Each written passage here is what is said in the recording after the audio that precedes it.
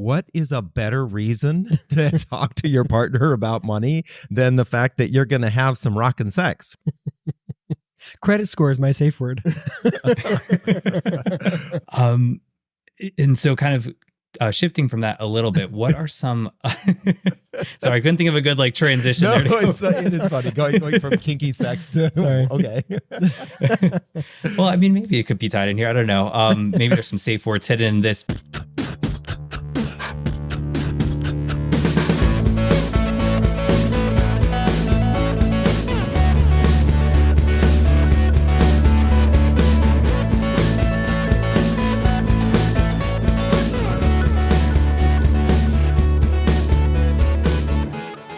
Hello, my LGBTQTs, and welcome back to another episode of A Jaded Gay.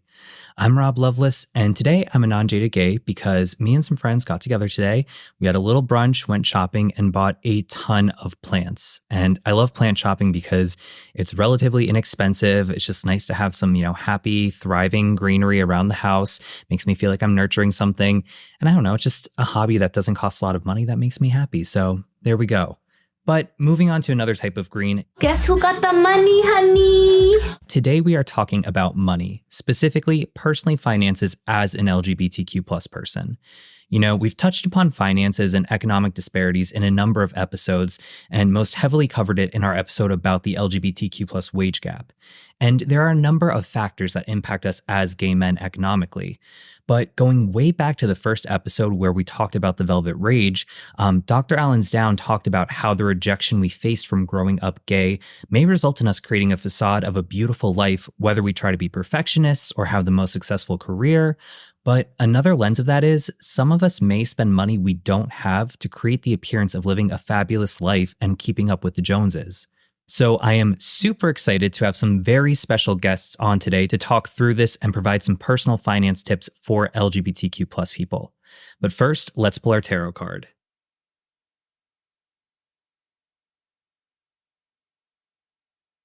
So today we drew the Knight of Wands, which I believe we drew not that long ago. So as you probably remember, Wands, it's tied to the element of fire, which is all about passion, creativity, and sexuality. It's masculine energy, so it's very action-oriented. And in the minor arcana, Knights are representative of returning from a journey with an elemental gift or message for us. So it's number 12 in the suit of Wands, which if we add that together, 1 + 2 = 3, yay math. And in numerology, 3 is tied to creativity, collaboration, and community. So when we draw this card, it's telling us that we're filled with passion and energy, and that now is the time to take action on our ideas or projects. We have this clear vision in mind. We know what we want to create, so we really need to have the confidence in ourselves to know that we can make those things happen. But it's important that we're not impulsive. We don't want to just act without thinking things through. So to make sure that we're being smart in the action we're taking, we want to focus on those little tasks, the baby steps that get us from point A to point B and will ultimately move us forward to our goal. So with all that in mind, let's get into the episode. They are the creators of the debt lasso method, which they used to pay off $51,000 of credit card debt in 3 years. They've been featured in Business Insider, Time, and The Motley Fool, among others. And now they're paying it forward to the LGBTQ plus community by helping them live fabulously without being fabulously broke. Please welcome David Auten and Auten-Schneider of Queer Money. Hi, David. Hi, John. How are you today? Hi there. Good. Thanks for having us. Yeah, thank you. Of course. Thanks for coming on the podcast. I know we were talking about this a little bit earlier, but for me, I got into podcasts back in 2019, and Queer Money was one of the first LGBTQ plus podcasts I followed. So this is very much a full circle moment. I was fangirling a little bit when I got the email. So if I am tongue-tied or stumble over words, it's not just because I talk fast normally. It's because, like I said, fangirling over here. Thank you. But thank you. You're so kind. We appreciate it. We're definitely not celebrities to get all verklempt over. That's for sure. No, but likewise, congratulations for being on episode 93, I believe. So right on. That's like we were talking about earlier. Not a lot of LGBT podcasts last this long. So keep up the amazing work. Thank you. And I mean, definitely celebrities to me. And you had said you're in your 9th season. So as far as LGBTQ plus podcasts go, I think you're definitely, I don't know, what do kids call it today? The GOAT, like the greatest of all time or something. Yeah. I've done a little bit of research, and I'm feeling pretty confident in saying that we're probably one of the oldest LGBT podcasts out there, if not the oldest. There were podcasts obviously that started before us, but many of those haven't continued. So I have to dig deeper to find out, make sure how accurate that is. But I like to think that we're up there. Yeah. Well, I'm excited to get into all things LGBTQ plus finances and the Queer Money podcast. But to kick everything off, can you both tell us a little bit about yourself, how you identify, all that fun stuff? Sure. I'm David, just so you guys can get my voice. And for those of you who are listening, know who's talking. Just a little bit of background for me. I identify as a cis gay male. I grew up in Colorado and have lived all over the world, fortunately, I guess, to some degree, because of the career that my dad had. And I grew up in a very, very religious household, very strict religious household. So I didn't, although I knew I was gay, I didn't come out or talk about my sexuality until my parents found my stash of porn. And then it was all out in the open, and I went back into the closet for a while after that, but it took me a little bit of time. I ran off to South Dakota to find myself and eventually came out to my family. And because of that reason, I don't have any association with my immediate family. So now I have a wonderful logical family. Yeah, your logical and your biological family. I'm John. Very similar story. I came from a quite religious household, not as conservative as David's family. I didn't come out, I knew I was gay at a very young age, but I didn't come out until I brought David home as a friend one time. As a friend. And what else about me? I grew up just outside of Philadelphia. And for the most part, have lived all over the country and a little bit all over the world, just in Spain for several months. That's kind of about it. My whole life and my whole career has been in financial services to some degree or another. That's the same for you, right? Yeah. My kind of adult career, I didn't start working full time until I came out, because before I was part-time in service of the church and part-time working. But yeah, I did start, my first full-time job was in financial services all the way from 1996 all the way up until 2018 when I left corporate America. I like to ask all my guests, are you jaded or non-jaded gays today, and why? And you can answer individually or collectively, whichever you prefer. We're each allowed to have our own opinions. Just answer. I'm told that I'm allowed to have my own opinion, but I don't know if that's always true. I don't know. For the most part, I'm not a jaded gay. Had you asked me last night, which was the impetus for me having that martini, I was a little jaded. But for the most part, I'm not a jaded gay. Yeah. I would agree. I think that there are certain topics that we all become a little jaded and bitchy on. If it's okay to say that. But I think in general, easygoing and try to not get too caught up in the drama or frustration and anger that so many people can get caught up in. Definitely. I think it's a day-to-day journey. Depending on the day I record, it's either jaded or non-jaded, you know? Right. Yeah, totally. Yeah. But I think by and large, he and I are pretty positive people. Usually expect a brighter outcome in most circumstances. Well, we definitely need more of that in the LGBTQ plus community. So I appreciate your positivity. Right on. So kind of kicking off the episode today, can you tell us about your story as a couple and your experiences with personal finance and debt? Absolutely. That's our whole story. Well, why don't you start off with the gay disco dance floor part of it? Yeah. So we just came back from a speaking gig, and so we have this whole setup for telling our stories in the intro of that gig. And I like to say that picture it, early 2000s, a gay disco dance floor in downtown Denver, Colorado, and from yonder our eyes meet. And it wasn't that dramatical, but we quickly became inseparable, and we became that couple that people would go gag themselves because we couldn't get enough of each other. And the scene in Denver at the time was really good. I had just moved to Denver myself relatively recently, and everything that kind of makes Denver amazing today really started to bubble up in the late 90s, early 2000s. Just a great restaurant and food scene, a lot of clubs and bars to go to, straight and gay.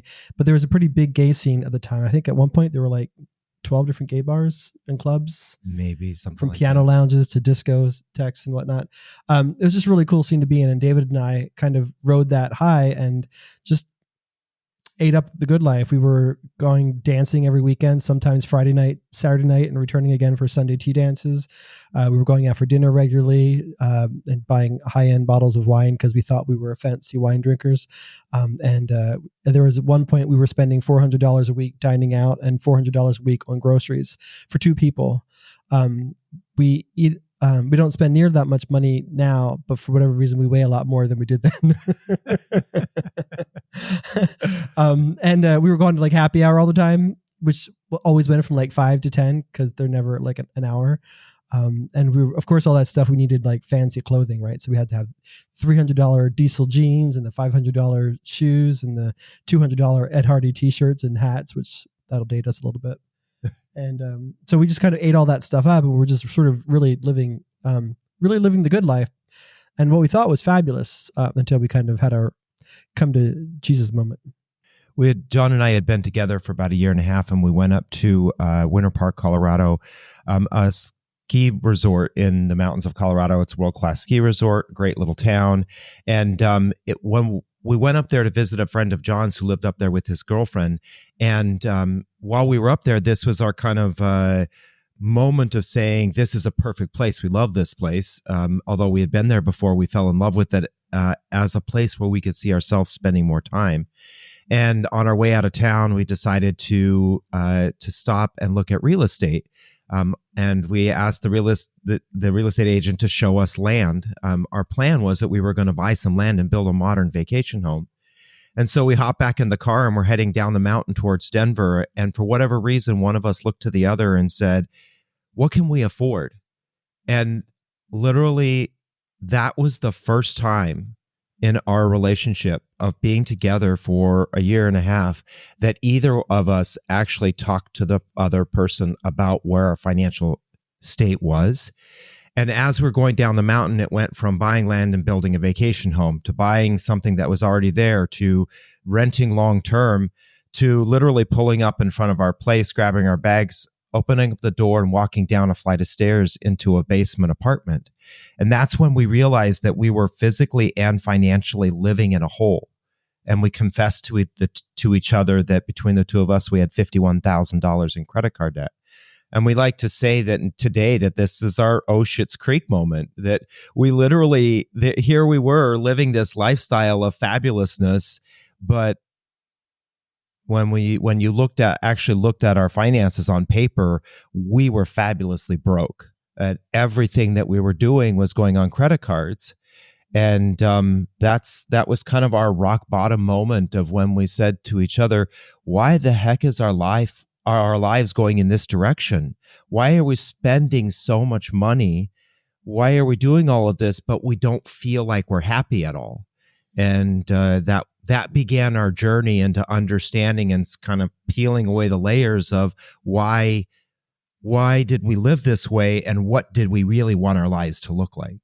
I'll add that at this time we had about 15 years of combined service in financial services. So we were helping everyday people with their finances every single day about saving for retirement, how to invest, have a good credit score, how to build an emergency savings account, avoid high interest rate debt. And here we weren't applying that to our own lives, despite having all that theoretical knowledge and actually having access to some financial information that not everybody necessarily has access to. And I share that particular part because I think, there's this sort of misconception that people in financial services sort of just know better and they can do better and they just have it easier because they have this information and resources.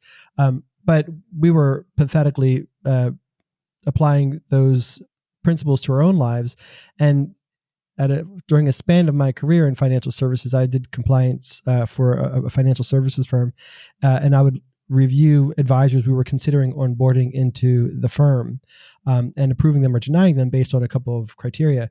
And about 40% of them had bankruptcies, liens, horrible credit scores. So I share that just so your listeners can kind of understand that if they're not doing well financially, it's not like other people are doing that much better than them. The pros aren't that much better.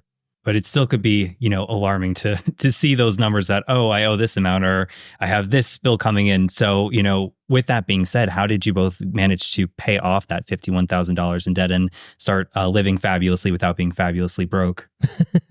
Well, I think what was really interesting is fortunately John and I had that conversation, right? We're flying down the highway 65, 75 miles an hour talking about our finances, and one of us couldn't turn to the other and say, "F you, I'm out of here. I can't stand this conversation." Right? We literally had to, and I don't recommend that you do this, but we do want people to have these kinds of conversations. Talk to your partner or partners about your financial situation.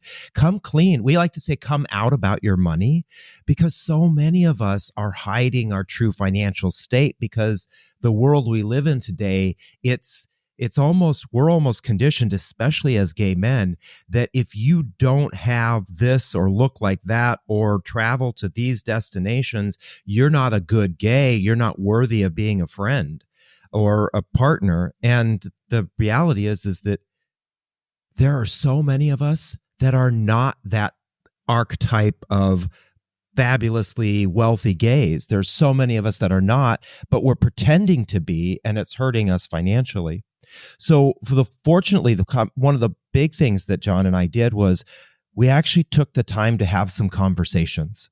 We started to talk about our financial situation and who we are and what we wanted and why we were in the state we were in.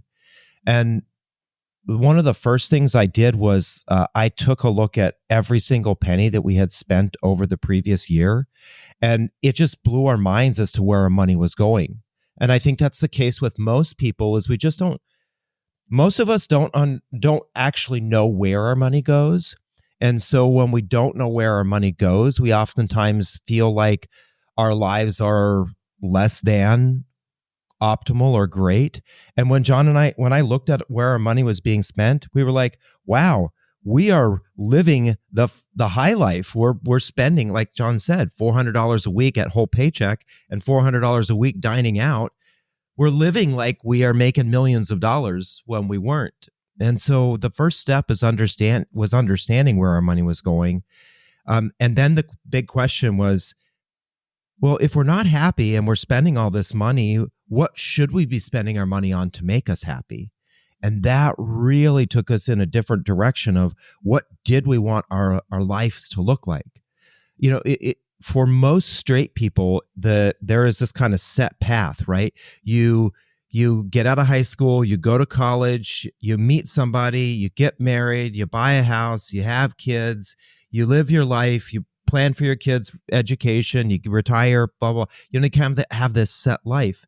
For us as queer folks, we don't necessarily have that. And so we're making all sorts of choices in our lives. And most of that is about, how do I feel good in the moment? Especially for those of us who grew up in times and places where it wasn't okay to be gay. A lot of us feel compelled to spend money to make ourselves feel good in the moment.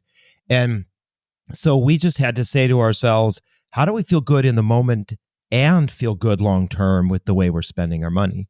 And it just caused us to really shift where our money was going. And that opened up the opportunity for us to then have a gap between how much money we were making and how much money we were spending, so we could pay the credit card debt off.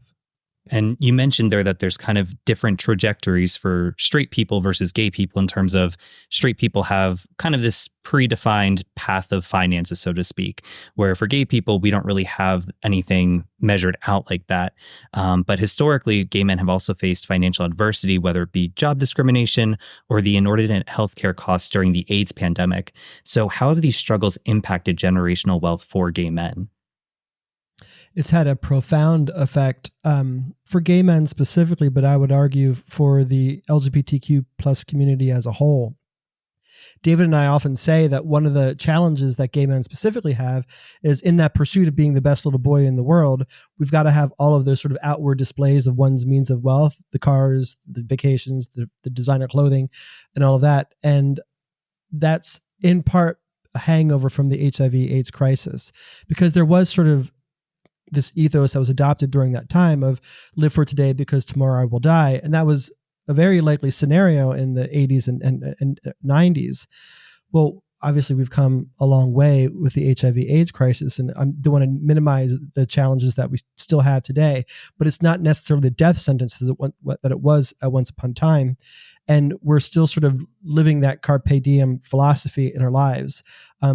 Because they kind of set a bar of what an ideal life looks like for a gay man. So we're also sort of in pursuit of that still. I mean, you watch TV and there's like one archetype of what a gay man looks and acts like, and how they live their lives. It's Will and Grace. It's Neil Patrick Harris. It's just like these fabulous men, and we're all trying to sort of live up to that ideal.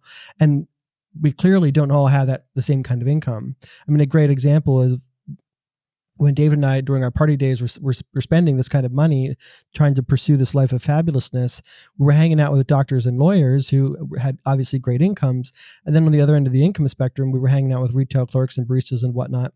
And there were a whole bunch of us sort of in between. We all had the same diesel clothing. We all had the same fancy shoes. We all went on the same trips, had the same happy hours. We're all doing the same stuff. By all outward appearances, we all had the same lifestyle. But clearly some of us could afford that way more than others of us. And we think that a lot of that has to do with the hangover from the HIV/AIDS crisis, also coupled with the fact that many of us are sort of trying to make up for childhoods where we were treated inferior or weren't treated well. And the best way to prove the bullies in school wrong, or your family, if they kicked you out, that they're wrong about you, is, well, look how amazing I am. If I'm this amazing, I must be lovable, right? We're sort of in pursuit of that love. And unfortunately, many of us don't sort of get a slap in the face until it's too late in life. We'd get a lot of our most reoccurring emails from gay men in their mid 50s to 60s who say they haven't saved a penny for retirement and they want to retire yesterday. So what options do they have? And we just think that a lot of that has to do with the fact that many of us are trying to live a good life today. It's called it's a psychological term called hyperbolic discounting, where we sacrifice tomorrow in pursuit of today, and eventually tomorrow is going to come around, and you want to prepare for that. But most LGBT people don't do that, and most straight couples don't do that. It's not like they have that they're rocking it with their money, right? And we know a lot of straight couples who, by the time they reach their 40s and 50s, they're like, this path of happiness that was designed for me decades before I even was born is actually not what I wanted to live. But society didn't let me live otherwise. Like you said, with the AIDS pandemic, now we're in a point where it is more so a chronic illness than a terminal one. We've come a long way where, gay men and LGBTQ plus people can live a long and healthy life. So with that in mind, going from the 80s to today, what's the financial state of the LGBTQ plus community, and what are some unique challenges we face? Yeah, so John and we've been fortunate enough, in part because we were the first people in the personal finance space to actually start talking about the nuances and the differences between being part of the LGBT community and our finances, kind of that intersection. John and I have been fortunate to partner with a number of organizations. And in 2022 and 2023, we partnered with the Motley Fool, which is a very large financial education platform. They manage folks' assets and things like that, but they do a lot of education around investing and money. And we partnered with them, and for 2 years in a row, we surveyed roughly around 2,000 LGBT folks, with a heavier weighting towards trans and non-binary folks, because oftentimes they get left out of these kind of data sets. So we specifically looked at our community and said, what's going on with the state of our finances? And it's really interesting that there's some really positive data that's coming out of that, or information that's coming out of that. But there's, at the same time, there's a lot of data that kind of aligns with the feelings that people have in the community about our financial state. Both years, we saw roughly around 55% of folks who responded to the survey said that they stress about their money on a daily or weekly basis. And we know that data about the general population says that roughly about 70% of the general population stresses about their finances. It doesn't qualify as to how often, but if you include all of the data about our community, it's more aligned with the general population. More of us stress about our money than the general population. And I think it speaks to this idea of the stressors or the demands on our money as LGBT people, where we either choose to live or have to live because of safety, the way in which we kind of feel like we're compelled to spend our money. All of these things add to our financial stress. And so in general, the community is either stressed about their money or not looking to use or not using the tools that are available to us to actually improve our financial situation. I think that many of us in the community are almost like the deer in the headlights scenario when it comes to our finances. We catch that glimmer of light and we just freeze, right? What do? I don't know what to do. Nobody is helping me. So we just freeze and we don't do anything. And that's, I think, in part why, like John said, we have so many in our community who wait much, much longer to actually start engaging in their finances. And for that reason, many of us are in a really difficult spot when we finally do start to engage with our finances. But there are some glimmers of hope. One of the things that we did see in the study is that 38% of individuals who identified as trans are earning $100,000 a year or more, which is more than the general population. General population, 31% of the general population has a salary of $100,000 or more. So there are some glimmers of hope. We know that there are people in the community who are doing some of the things that they need to do to try to help themselves financially. That's awesome. It's always good to hear about those glimmers of hope, because a lot of times when we talk about, LGBTQ plus specific issues or, financial health issues, it could be really depressing. And to bring it down a little bit, last year I did do an episode on the LGBTQ plus wage gap. And in that episode, they talked about, it was 2022 data from the HRC, but they were talking about the pay disparity between gay and straight workers. And then looking at that, some specific findings were that LGBTQ plus white workers earn 97 cents for every dollar earned by straight workers. LGBTQ plus black workers earn 80 cents for every dollar earned. Non-binary, genderqueer, gender fluid, and two-spirit workers earn 70 cents for every dollar earned. Trans men earn 70 cents for every dollar earned, and trans women earn 60 cents for every dollar earned. So again, really glad to hear about that glimmer of hope. But when it comes to, things like the LGBTQ plus wage disparity, what effect does this have on queer finances? Yeah, so we are seeing some glimmers of hope. And regarding the transgender results from our two studies, we dug into the data a little bit more deeply, and it seems that what's overweighting that is white male to female transgender folks who seem to be transitioning later in life. So they've kind of already got an established career, or they've already saved or invested a bunch of money. And now for whatever reason, they decide to transition later in life. And so that's probably skewing that data a little bit relative to the typical narrative. And there was a Harvard study that came out a couple of years ago that now shows that gay men who are coupled are now earning more as a household than straight couples. So there are glimmers of hope that we might be starting to close the wage gap. But the fact that we still have a huge problem with regarding the wage gap. LGBTQ plus people as well as women, typically if you're not a straight white male, you're struggling with income, and just gives you the fewer resources to be able to prepare to build financial security, because inflation isn't waiting for us to catch up with our salaries, right? Inflation is continuing to spiral out of control. There's persistent talk about recession, right? And who's typically going to be one of the first people let go when there's a recession? It's always the people who aren't necessarily earning as much as their straight white counterparts are typically let go. So there's a big problem that still needs to be addressed, because you can only do so much with a little bit of money. Time in the market is your greatest friend in terms of building wealth. But you still have to have some excess money to be able to invest in the market while you're covering all of your basic living expenses. Because you're still, without having enough income, you're still sort of living on that lower rings of Maslow's hierarchy of needs. And you don't have the privilege or the opportunity to sort of grow your life beyond just covering your basic needs. And you had talked about earlier how I'm sorry, I'm forgetting the number, but a large chunk of LGBTQ plus people are worrying daily about finances. So on top of, worry and anxiety, how can our finances physically affect our health?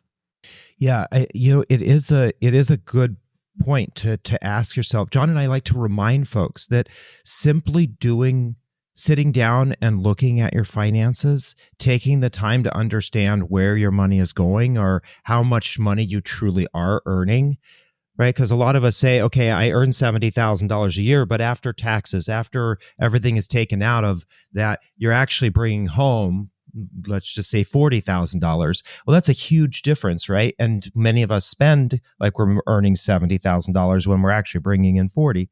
But I think it's an important step to look at your finances. That is self-care. That is an important factor in self-care. Data shows that individuals who commit suicide are 8 times more likely to have credit card debt, right? So it just adds to the financial stress adds to the other stressors that we have in our lives. And this is actually a stressor that some of us have a prime opportunity to remove from our lives by simply just understanding what money does for us, what it can do for us in making our lives better, where we can use our money to help us thrive. And so the first step for many people is to actually take a look at what their money is really doing for them, both in a physical way, but also in a mental health way. Yeah, and financial stress just exacerbates the other stress that can cause hypertension, can increase body weight, increase risk of stroke. It's just simply not good for your physical and mental well-being, and it oftentimes leads to, for many of us, increased chances of drug and alcohol addiction, which just compounds everything else. So it's a very simple thing to do to really address your well-being is by talking about your finances, looking at your finances, even if you're just being honest with yourself about your situation, or ideally talking with a partners or spouse.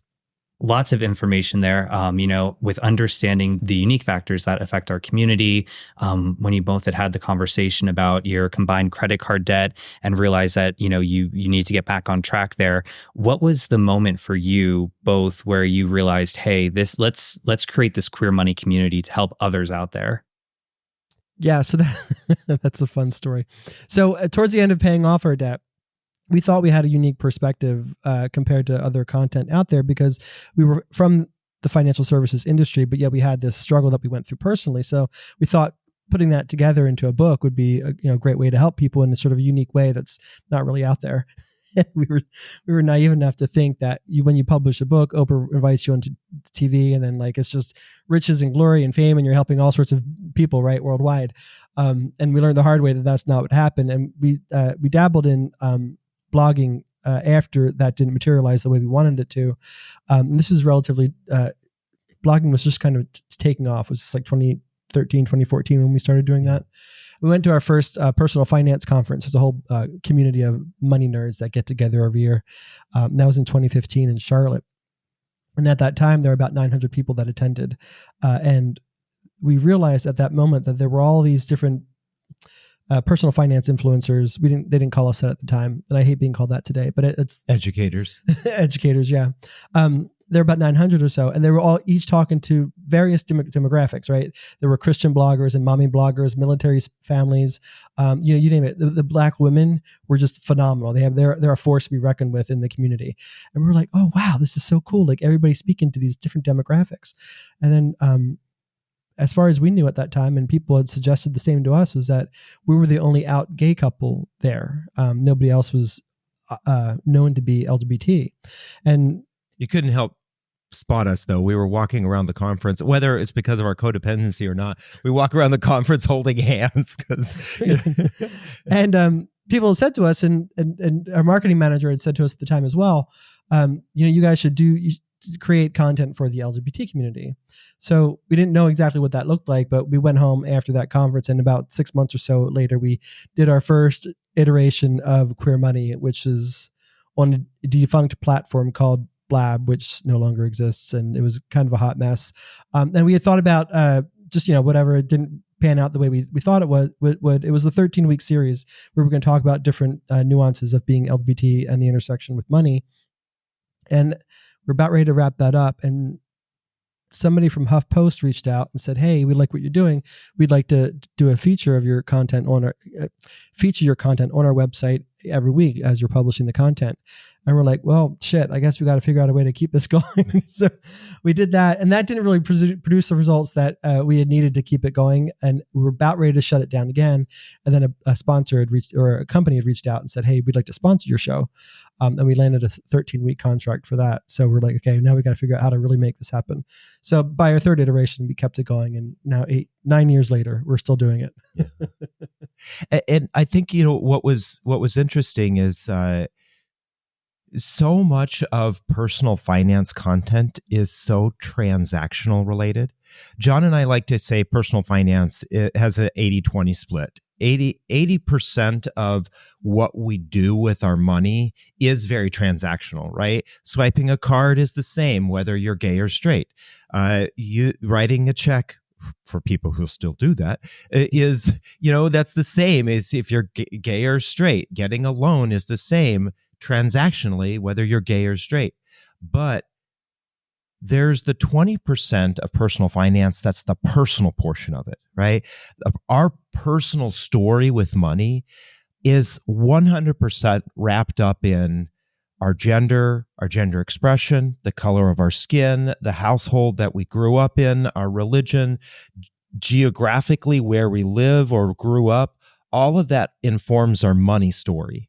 And all of that 20%, all of that has basically affects that other 80% as to how we transact with money, right? If you grew up in a house where money was scarce, you may be the kind of person who has a scarcity mindset with your money. So you hold on to your money and you don't pay your bills because you're like, I need this safety net. I have to have this money. So you don't pay your bills.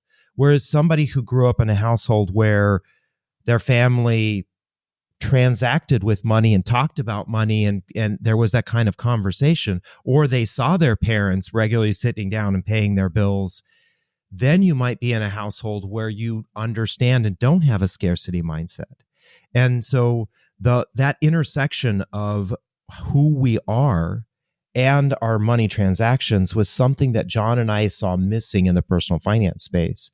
And we said, we have to start talking about this because there are LGBT people out there who are literally following Dave Ramsey, who hates queer people.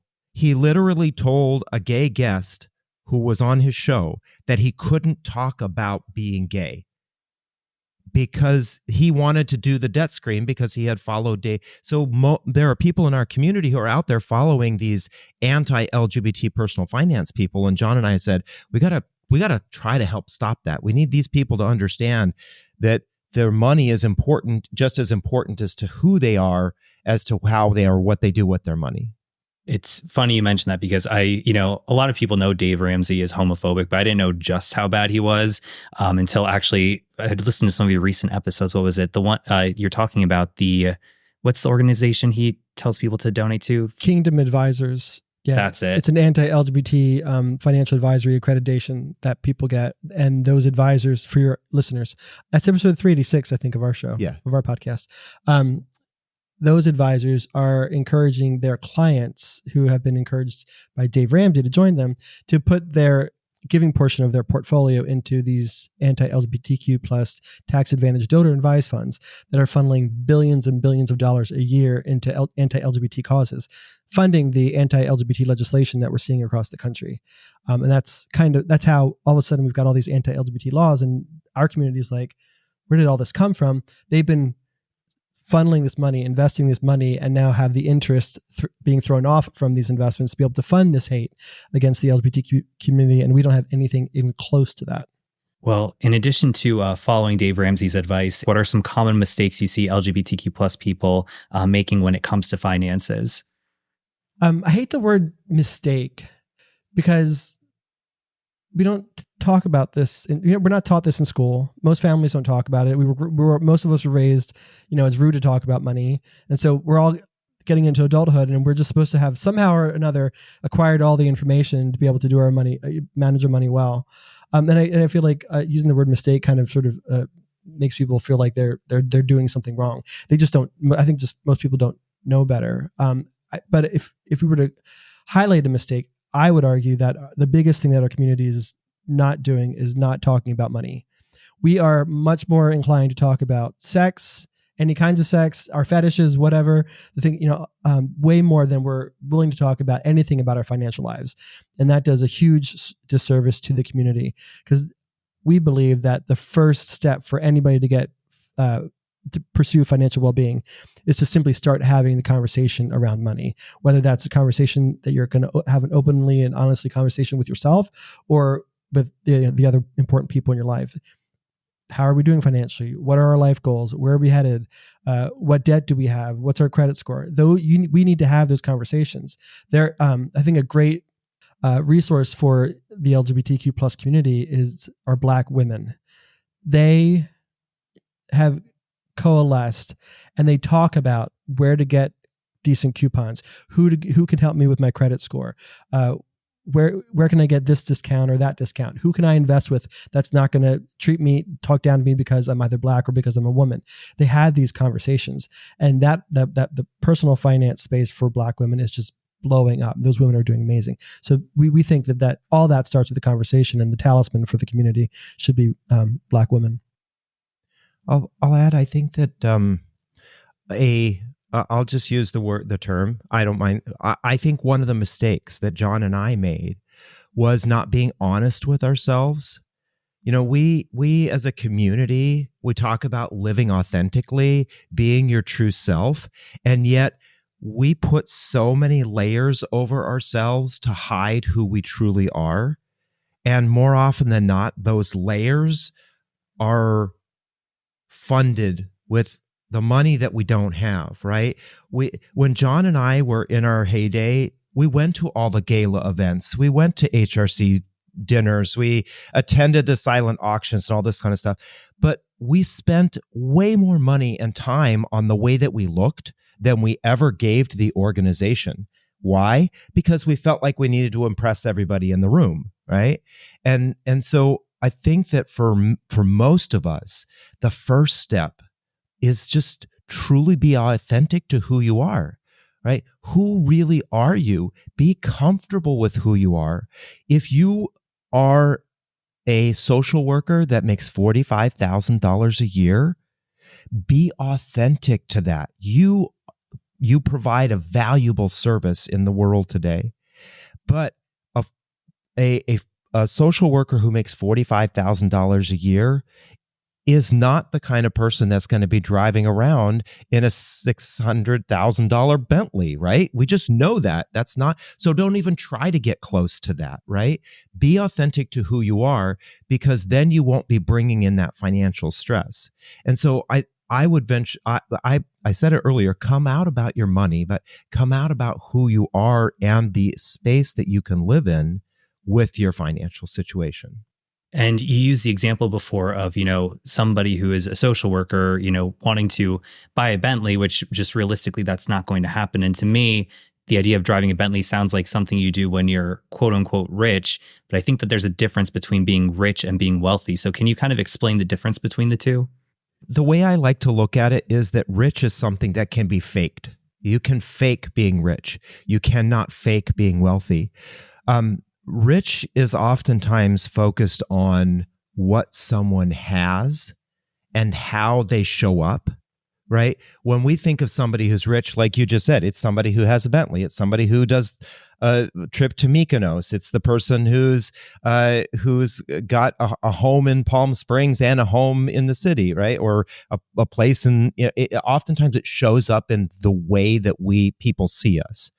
Wealth, on the other hand, is your money's ability to take care of you. Your money's where you have put your money. It allows you to live a full life, not the baller weekends in Vegas and having hundreds of millions of dollars. I'll be honest, I would rather have a portfolio of assets that allow me to live off of $50,000 a year because my investments completely take care of me, and be able to dedicate my time and energy wherever I want, than having a job where I'm making $250,000 a year, but I spend every single penny that I have, and I'm constantly stressed about, am I going to lose my job? And if I lose my job, I'm going to lose my house, and I'm going to lose my car, and I'm going to have to confess to everybody that all of this was just a facade, right? That to me is the difference between being rich and being wealthy. Yeah, there's this term that's bubbled up over the last couple of years called whisper wealthy. And if you look at truly wealthy people, you very often, they don't have all the name brand clothing on. We used to live in Vegas, and you could really see people who were rich, they weren't wealthy, because they would have all of they were just walking billboards with all the stuff. And most people who are truly wealthy don't wear all that stuff because they don't need to. Their jacket might be $5,000, but doesn't have somebody's name on it, right? And when we were living our heyday in our party days, we were buying all the name brand stuff, so people could tell we had the name brand. I wasn't. He was. He was wearing Gap jeans. I still thought he was hot. But our different. So what we're encouraging the community to do is pursue what are called the 4 financial freedoms: relationship freedom, time freedom, location freedom, and financial freedom, and having all of those subsidized by your investments. And because incomes are never going to get up to where they need to be so that everybody can live comfortably, we need to start pursuing new avenues of creating that wealth with a combination of investing in the stock market, investing in real estate, investing in our own small business with a foundation of solid credit score, an emergency savings account, and not a whole lot of high interest rate credit card debt. And that's what we call our wealth builders pyramid. Definitely. And David, to your point, you're talking about how you feel better knowing you have these assets in place to take care of you in the long haul, in case should something pop up and there's a mini financial emergency or something. And I think it really goes back to your point too of, taking care of your finances is a form of self-care. And I can imagine, when you talked about having that conversation about your collective credit card debt, that it's scary, but it's a big milestone to have in a relationship to talk finances. So I can imagine being open and communicating authentically in a relationship about finances. It's probably a relationship builder as well. Definitely. Yeah. I don't know if you're alluding to this. We've talked about this before. But this whole idea of couples that talk to each other about their finances have better sex. What is a better reason to talk to your partner about money than the fact that you're going to have some rockin' sex, right? We all want that we all long for, and many of us, I would say, especially when we're single, lust for that kind of relationship, right? That relationship of when we're with somebody that we can't get enough of them and our sex is stellar. Well, what causes that? Why is there a link between people who talk about their finances together having better sex? And really what it comes down to is when you're able to talk open and honestly about your finances, you're getting vulnerable. You're asking this person to trust you and you to trust them. And that's what brings people together in a relationship. It's our trust. And the more we trust the person we're with, the more likely that we are going to feel intimate when we're with them. We want to be together and express our love for each other in a variety of ways, whether that is holding each other's hands when we're walking down the street or getting into some really kinky sex because we trust that person and have safe words. Credit score is my safe word. I don't know about that. And so kind of shifting from that a little bit, what are some sorry, I couldn't think of a good transition there. It is funny going from kinky sex to sorry. Okay. Well, I mean, maybe it could be tied in here. I don't know. Maybe there's some safe words hidden in this, but what are some financial products you love most that not only help LGBTQ plus people with their financial needs, but also support the community as an ally? So I'll say, since you're asking about specific tools, I'm going to name drop some brands that we do like. Capital One's credit scoring tool is called CreditWise, and I love this tool for two reasons. One, it's your typical credit scoring tool, right? So you're going to get your credit score from this tool, but at the same time, they show you all sorts of ways in which you can improve your credit score. The other thing is that they don't bombard you with 10 emails a day trying to get you to sign up for a new credit card.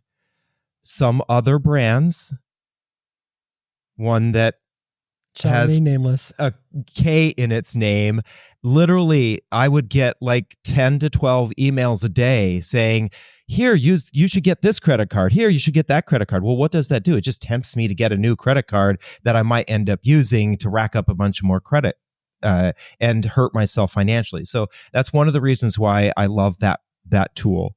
And since credit score is an issue for a lot of younger and non-experienced folks when it comes to your finances, there's that tool, as well as Experian's Boost tool. This is a really good thing for young individuals and people who do not own a home, because it allows you to use things like your Netflix subscription, you're paying your rent. All those kinds of things can be added to your credit history, or payment history, not credit history. Payment history, you can be added to your payment history. That helps boost or increase your credit score. And a lot of folks don't understand the savings that they will get by having a better credit score when they go to apply for a loan for a car or a home. Yeah, you can save tens of thousands of dollars over your lifetime with a good credit score. And Boost typically increases people's credit score from 5 up to 50 points. So it can be pretty significant depending upon whether or not you can tie your accounts to it. Yeah. I'll also throw out, we love tools like Betterment, Wealthfront, Ellevest. These are all tools that they have a very simple way to start investing in the stock market, especially through an IRA or an individual retirement account. Roughly about 38% of the LGBT community is using a retirement account. And it's more than 2/3 of the non-LGBTQ population that uses some form of a retirement account, right?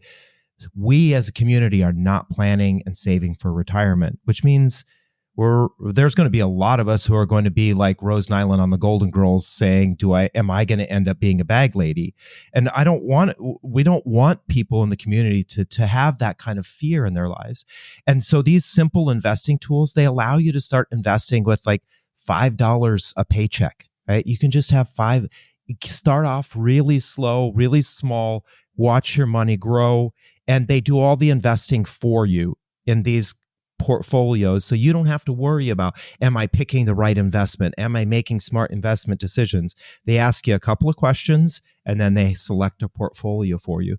Please start investing in your future. That was, John and I waited until we were in our mid-30s to start saving for our retirement. And for that reason, we had to take even more money out of our paychecks to try to catch up. Please don't let that happen to you. And I think that's a good point too, because I think for a lot of people it could be intimidating, the idea of saving money, because to think, oh, I'm trying to save $1,000 for this or whatever, it looks like such a big number, but really it's about taking those little steps and making those small adjustments every day, putting away a couple dollars a week or something to build up to that, to just kind of get you on the path to start building. And then once you get some money into savings, it kind of is a snowball effect where hopefully it's growing over time with interest, but becoming, wealthy doesn't happen overnight. No, it doesn't. And unfortunately, a lot of people, and not just LGBT people, feel like they have to wait till they have a couple $100,000s to invest. And most of us can't wait that long, and you just don't need to. Like David said, you have all these apps where you can start doing it with $5. And then that compounding effect is going to, Einstein called compounding interest is the eighth wonder of the world, right? That'll benefit you very quickly once you start investing. Financial conversations can obviously be very overwhelming with tons of conflicting advice. So in your opinion, what is the best starting place for someone within the LGBTQ plus community who's looking to be smarter with their money and start building up some savings? Well, the Career Money Podcast. You're not listening to the Career Money Podcast. I'll be so self-serving. Right.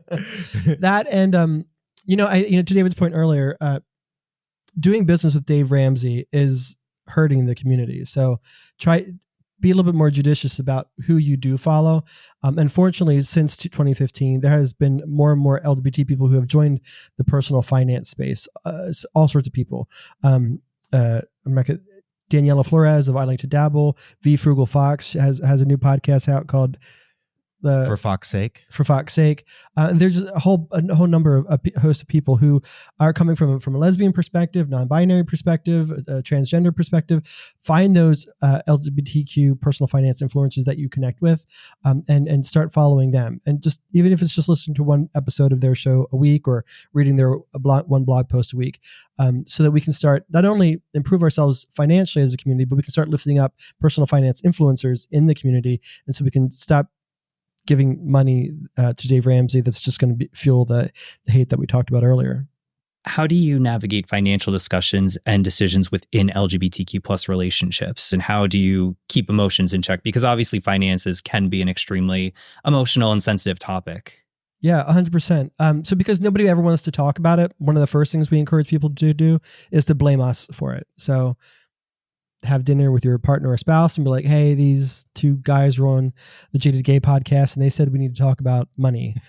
We never do that. Do you think, use us as an excuse, right? And then our first suggestion after that, or so I guess our second suggestion is focus on the happy things, the big things. What is it you want to achieve? What are your life goals? Where do you want to make sure you travel before you die? Where would your ideal retirement be? What kind of a home would you have? What's the weather like there? What are you going to do during retirement? What education goals do you have for yourself or for your children? Like, what does an ideal life look like for you? And then start to, after you've sort of done all the daydreaming and you've narrowed down what the most important things are for you that you actually really want to pursue, then start to have a discussion. Okay, well, how are we going to get there? What is that going to take? It's going to cost, whatever, $500,000 to buy our dream home. It's going to cost $2,000 or $5,000 to do this ideal vacation or whatever it is we want to do. Once you've itemized all that, then say, okay, what do we have to do to get there? And what's inhibiting us from doing that? So you might realize that, okay, well, we're not going to be able to buy that $500,000 house if we continue to have all this credit card debt or if we don't improve our credit score. And we think that if you focus on the things that are aspirational and that would make you happy and sort of narrow it down to, okay, what are the things we have to chip away at? What do we have to fix? Then it's a little bit of a happier conversation. And I will argue that for most people, having that discussion can take a while to figure out what it is you truly want, because most of us are heavily influenced by what everybody else thinks we should want or what we think we're supposed to want. So have the discussion to figure out what it is that you truly want can take a couple of years. So right now we're all wondering where this $22,000 vacation is that you just mentioned. I think I meant to say 2,000 to 20,000. Right.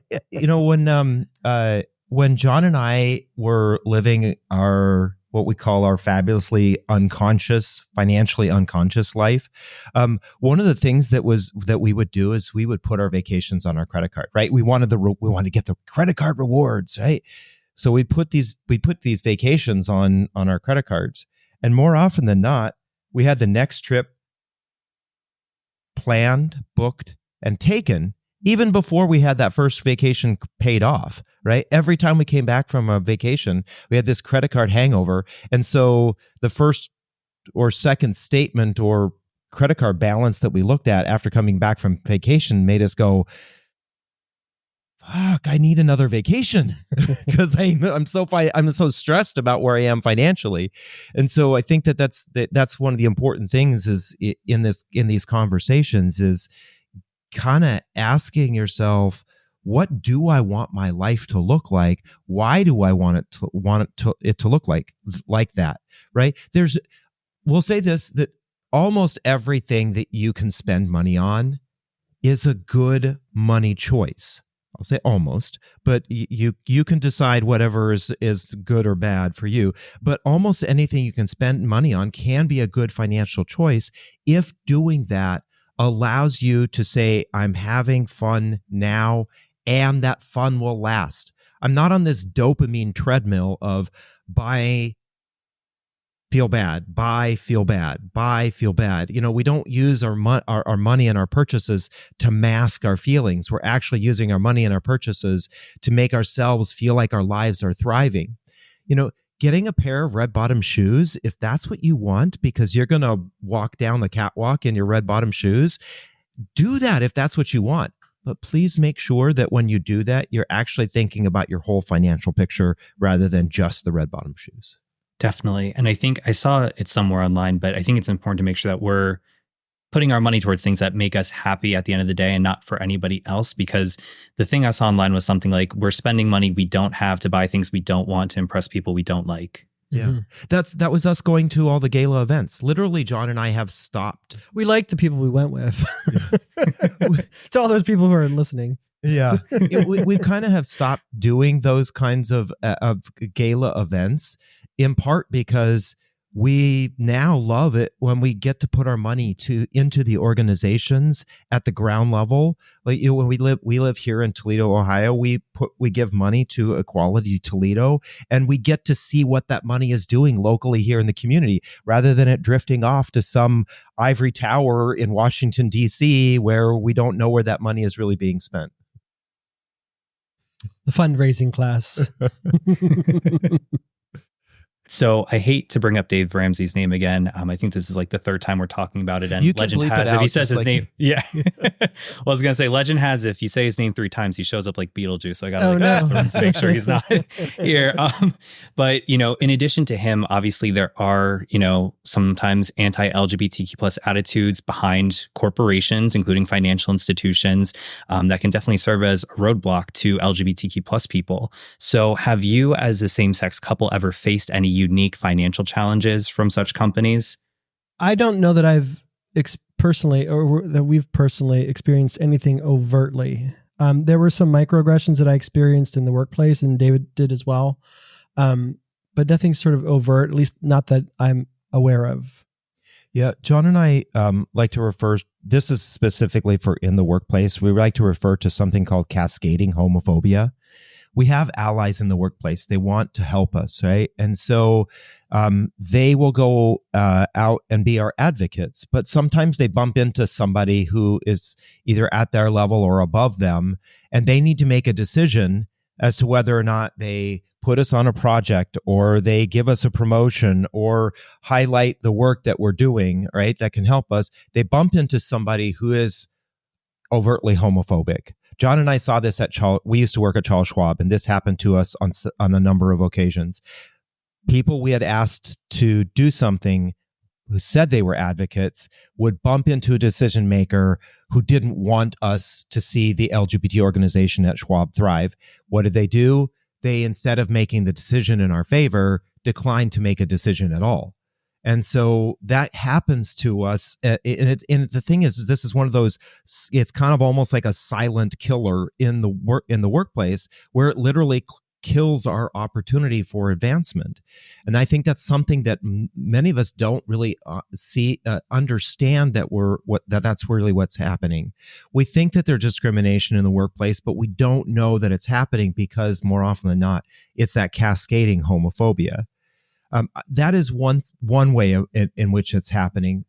When we did our study with the Motley Fool, we did find that 55% in 2023. 55% of people in 2023 said that they had experienced discrimination by someone in the financial services industry. And it's closer to 70% if you're trans or non-binary. And so there is discrimination happening. Please don't let those instances be your excuse to say, I'm not going to try to improve my finances. Look for the organizations, the people that are there, that look like you, that want to help you. There are ways to find those out there. If you're looking for a financial advisor, go through Pride Planners. It's an organization of LGBT financial advisors. As John mentioned, get out there and find the personal finance experts on social media that are who they look like you and that have your best interests at heart. There are plenty of places today to find that, rather than just ignoring it. Just have to look a little bit. I'll add a twist to that your question there that you might not have expected. I think the most overt discrimination that David and I have felt from corporations has actually come from LGBTQ plus people who work at these corporations. And every June, we're asked to do all sorts of stuff, speaking gigs, write articles, do social media campaigns, whatnot, because it's June and that's when they want to spend their money. But they don't want to pay us. So we multi-billion-dollar. Someday we're going to write an op-ed about it. I haven't gotten quite there to start naming names, but papers of record, gigantic consulting firms who earn trillions of dollars a year want us to take our time, education, resources, and give it for free to their company for the good of the community. Not understanding that we're a minority-owned and operated micro business with very tight margins, so we don't have the luxury to really do that. And to wrap it around the term of we'll do it for the good of the community is just it's its own kind of homophobia. It sounds like despite those, anti-LGBTQ plus sentiments out there, institutions, whatever, what have you, there are definitely people out there. I mean, obviously, both of you, the queer money community and all that, who are out there dedicated to serving LGBTQ plus people. So how can we work together to build generational wealth for queer families? This is a great question, and it's something we absolutely need to do because right now there's not really any system for us to do that. Generational wealth for most families is I die and I inherit my money to my children, but even the Williams Institute says that only about 20% of us are going to have children that we're going to be able to inherit money to. So we need to start taking a more proactive effort. And I think having some sort of a mentorship where younger LGBTQ folks are engaging better with older LGBTQ folks, and to such a degree that when we pass away, we can transfer money to the younger people, even if they're not part of our bloodline. Because very often right now when LGBT people pass away, unfortunately, our money gets dispersed very often to people who don't even like us, who didn't support us, who didn't support our lifestyle, right?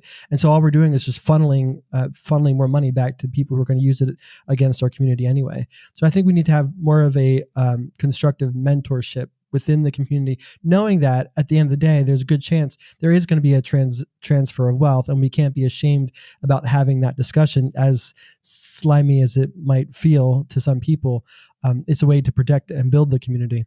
Can you share a personal finance success story from someone within the queer money community that really inspired you? Yeah, we have a lot. Well, I have an example. This was we used to have a Facebook group called Queer Money. We've since shut it down. But there was a young man in that group who basically relayed in his post his story of being on the streets and being homeless as a young gay Black man. And he started off with just being concerned about where was his financial life going, and understanding if he wanted to have a better life, he needed to ask better questions and make better choices. And then when he was posting it in the group, he was talking about how he and his partner were finally getting their own place together. They were getting a one-bedroom apartment. And here was this kid who went from living on the streets as a young gay man, being kicked out of the house, all the way to the point where now he and his partner, they had good credit scores, they got an apartment together, they were getting their financial lives to get in order, and were starting to think about having a bigger and better life. And they did that all because he said he did all of that happen because he started to pay attention to his money. And when he started to pay attention to his money, he connected with our podcast and the community and started to understand that whole idea of, I can make my life better. We have this, we hear this whole slogan, especially from the Trevor Project, it gets better. Well, it doesn't just get better because it just happens by accident. It gets better when we start to see that there's a better path. And when we see that there's a better path, we start to follow down that better path. We get on the yellow brick road, so to speak, of having a happy financial life. And we kind of follow that direction. And so that was a great example of somebody who literally went from being homeless to being in a much better financial situation because he started to care about his finances. That's awesome. Talking about that, obviously there's a lot of empowerment that comes from that story. So how does achieving financial freedom contribute to the overall empowerment of the LGBTQ plus community? Yeah. So David and I like to say that while we might talk about improving your credit score on the podcast or 7 ways to have a cheap and fun, frugal and fun date, ultimately the whole mission of the podcast is to take the LGBTQ plus community from financial insecurity to financial abundance, because we think that in order to build a stronger LGBTQ plus community, we need stronger LGBTQ plus individuals. And that also includes financially stronger LGBTQ plus individuals and allies, because the more resources that we have, including money, the more money we can put into the people, causes, and organizations that are supporting for and defending our rights. So it's a sort of form of protest, we like to say. Your financial empowerment, your financial abundance is a form of protest. And that's sort of the underlying purpose of the entire podcast.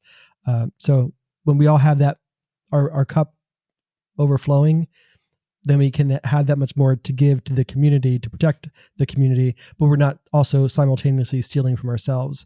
Very often, I think LGBTQ plus people are inclined to give to the organizations and causes that are protecting us, but we don't have the resources to really be able to give. So when we're giving, we're kind of hurting ourselves in a way, and it's not necessarily a net gain for the community. It sort of stays the same. But if we have our cup overflowing, then we can give and not be sacrificing ourselves. And can you tell us more about the Queer Money community and where listeners can go if they want to learn more? Yeah, definitely. So we are Queer Money Podcast or Queer Money on all of the socials. We have our website is queermoneypodcast.com. And then our podcast is available on all the various platforms. John and I are in the process right now of working on a new community for the Queer Money folks.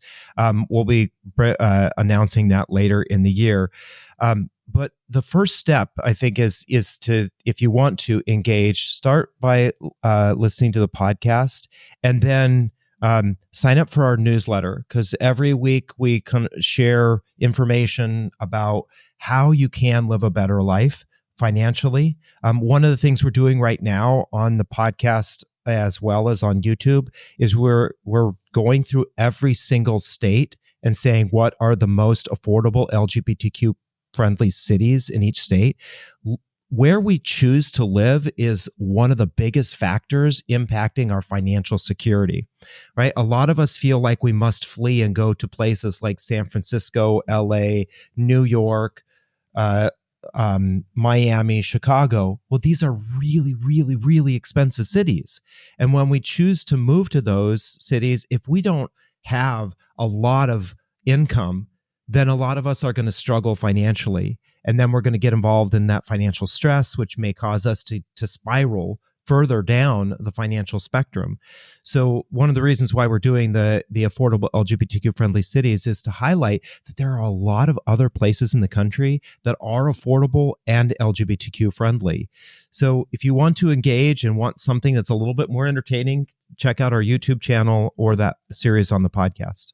I was actually laughing to myself because I was listening to the most gay friendly cities in each state, and when we got to the Pennsylvania one, I was laughing because it was Pittsburgh, and I actually moved from Pittsburgh to Philadelphia on the same salary. So not the most financially strategic move, but Philadelphia came in number 3. I think it was in the top 4. I can't remember. It was interesting Pennsylvania is a very interesting state because on the east side, you have cities like Pittsburgh and Erie and, kind of gone down the Rust Belt path. And on the other way around, west side, it's Pittsburgh and Erie kind of, they've gone down that path of being part of the Rust Belt and declining. Whereas on the east side, you have Philadelphia, which has done much better because it's connected to places like DC and New York and the higher salaries there.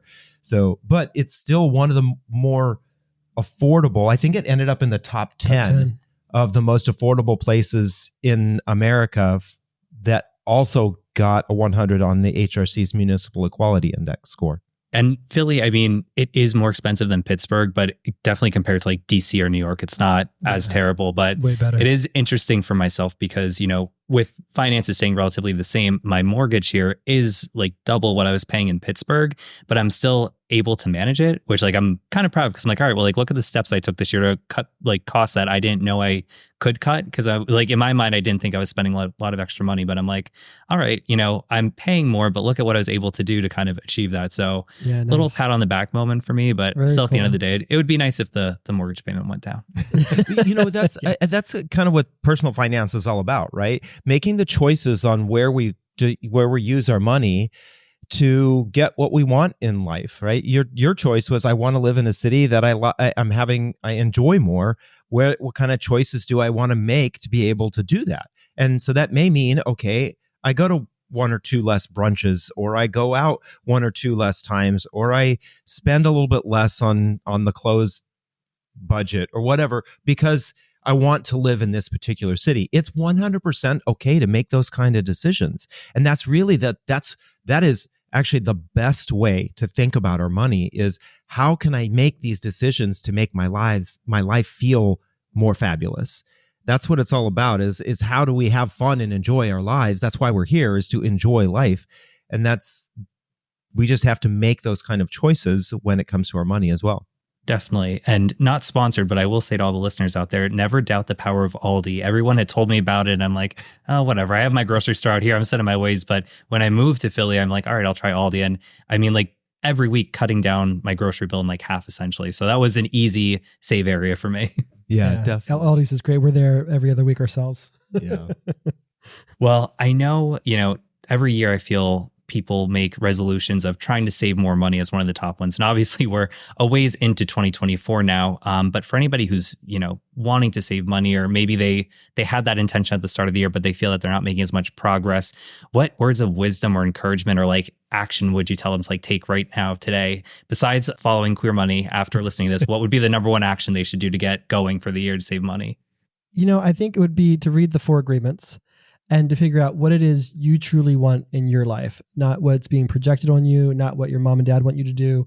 Figure out what it is you truly want, and then design a lifestyle, just like you did with moving to Philadelphia. Design your lifestyle so you can have what it is that you truly want, because that's the way you're going to be able to live the bigger life that matters most to you and that provides you the most happiness. So read that book. I'm going to quote Lauren Boland, who was on our podcast. Inertia is a hell of a drug. Yeah. It just gets started, right? If all it is $5 a paycheck that you have going into a savings account, that you're designating that money for something specific, do it. Because it seems insignificant, but if you're doing $5 every paycheck and you're paid twice a month, at the end of the year, $120 doesn't seem like a ton of money, but wouldn't you love to have an extra $120, right? Then as soon as you can, start to bump that up. There is a certain dopamine rush that you get from watching your financial situation improve. For us, going from being in a negative financial situation when we had $51,000 in credit card debt, our net worth was less than zero. We owed more money than all the stuff that we had, right? And that was because most of the stuff that we had wasn't really worth anything. It was stuff that we bought that you could never turn around and sell for anything. But as we started to see our financial situation improve and we were paying off our credit card debt, and then we started putting money into our 401ks and saving for putting money in our emergency savings account, there is a dopamine rush that happens that you start to get excited about the fact that my life is improving. And even if it's $5 a week, $10 a week, whatever that is, you're going to start that inertia. You're going to start that forward progress. And it's just like a train, it slowly picks up speed. Your financial picture will slowly pick up speed as well, to the point where hopefully it starts to move all on its own. Yeah, I'll add to what David's saying. There's no part of the economy designed for success quite like the stock market. And there's an exhaustive study done a couple of years ago that surveyed 10,000 millionaires and asked them how they crossed that milestone. And it wasn't a 6-figure salary. It wasn't inheriting a bunch of money. It wasn't winning the lottery. 80% of them said it was consistently contributing to their company-sponsored retirement plan, which for most people is their 401k, is the easiest path for most of us to get invested in the stock market.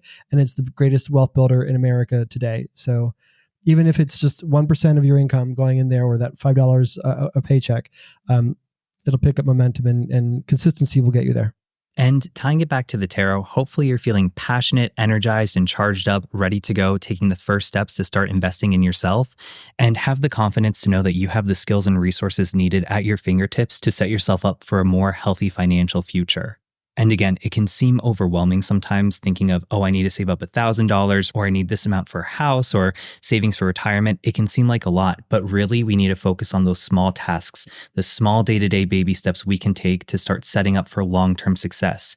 It's going to start small. Wealth does not happen overnight, but by taking small steps today, you can see how much you can grow and earn and save in the long term, so that you have those financial assets in place to take care of you even when times are tough. Well, thank you both for coming on today, David and John. This was such an important conversation. I'm glad we had. I feel a lot of the times when we talk about LGBTQ plus health, it's physical and emotional health, which is obviously very important. But a lot of times we forget about the financial health and the impact that that can have on us. So greatly appreciate it. Before we wrap up, butt plug time. I know you mentioned, before where listeners can find you. But again, can you just tell us where to connect with you, get involved with the Queer Money community, and how they can start saving for a better future? Sure thing. Our website is queermoneypodcast.com. You can find Queer Money on almost any podcast players.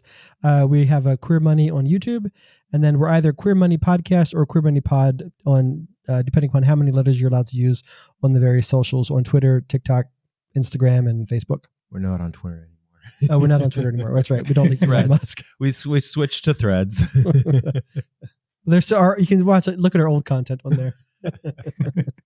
We just found out today that pro wrestler John Cena is following us on TikTok, or I'm sorry, on Twitter. So that's exciting feather in our cap.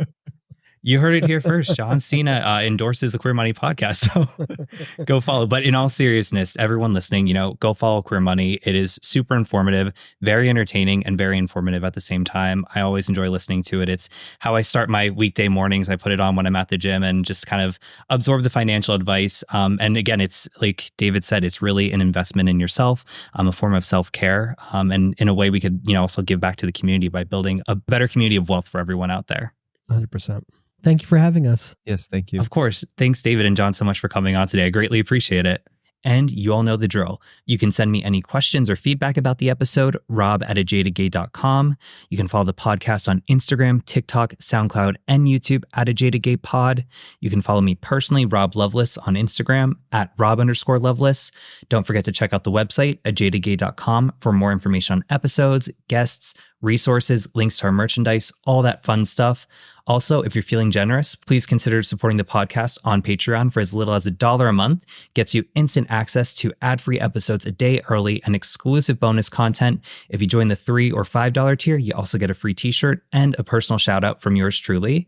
But if you're not able to sign up for a monthly subscription, don't worry, I get it. I have commitment issues too. You could do a one-time donation at Buy Me a Coffee @ajadagaypod, which is greatly appreciated.